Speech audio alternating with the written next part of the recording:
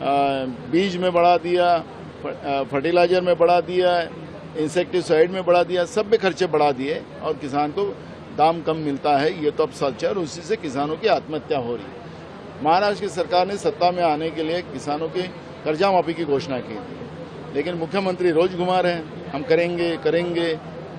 ये किसानों को बर्बाद करके ही शांत बैठेंगे, ऐसी परिस्थिति आज महाराष्ट्र में है। खरीफ हंगाम में लास्ट ईयर, अभी तो नया खरीफ हंगाम शुरू हो गया बारिश का, गए साल के भी पैसे अभी तक किसानों को दिए नहीं सरकार ने, तो स्वाभाविक है किसानों की आत्महत्या हो रही है।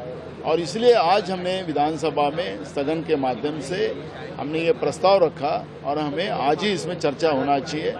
उसके लिए हमने माननीय अध्यक्ष को कहा, लेकिन अध्यक्ष भी सरकार के साइड में है, किसानों के साइड में नहीं है। ये भी आज आप सब लोगों ने देखा है। तो इसलिए हमने हमारा बहिर्गमन किया है। हम जनता की आवाज़, किसानों की आवाज़ हमेशा उठाएंगे, सरकार को झुकाएंगे और न्याय दिला के रहेंगे, यही हमारी भूमिका है। सोयाबीन, तूर, कापूस जो बिक्री थी उसके ऊपर भी अभी परसेंटेज कम कर दीजिए, किसान को ऊपर जो प्रॉफिट होने वाला था वो भी कम हो गया। बिल्कुल, तो मैं आपको जब ही कहा है कि खर्चा बढ़ा दिया, डीजल हो, फर्टिलाइजर हो, इंसेक्टिसाइड हो, पेट्रोल हो, तो ये सब चीज़ों के रेट बढ़ा दिया और उसके फसल के दाम नीचे कर दिए। और जब किसान को दाम ज़्यादा मिलने की कोशिश रहती तो इनका इंपोर्ट शुरू हो जाता, बाहर के देशों से माल मंगा लेते। इनके जो मित्र है मोदी जी के, उनको फायदा कैसा उसके ऊपर सोचा जाता है, किसानों के बारे में नहीं सोचा जाता है। आदिवासी पहाड़ में वीडियो सामने आया कि प्रस्तुति के दौरान 15 किलोमीटर उसको जाना पड़ा।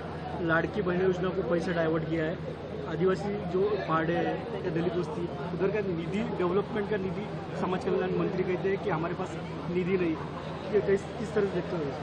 देखो, महाराष्ट्र में किसानों की बदहाली आपने देखा होगा कि आज लातूर जिले में एक किसान को बैल नहीं था तो खुद ने अपने को जोत लिया और उसकी बीबी उसको हाँक रही है। ये महाराष्ट्र की परिस्थिति बन चुकी है।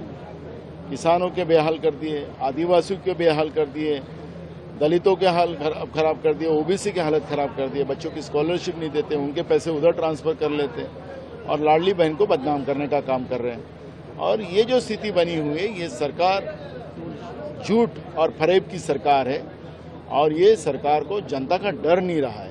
सरकार को लगता है कि हम सब जो चुनाव आयोग इनके कार्यकर्ता बन गए, उनके आधार पर हम लोग जीत जाएंगे, लेकिन जनता का गुस्सा जब बढ़ेगा तो इनको सत्ता से भी खींचने को आगे पीछे नहीं देंगे।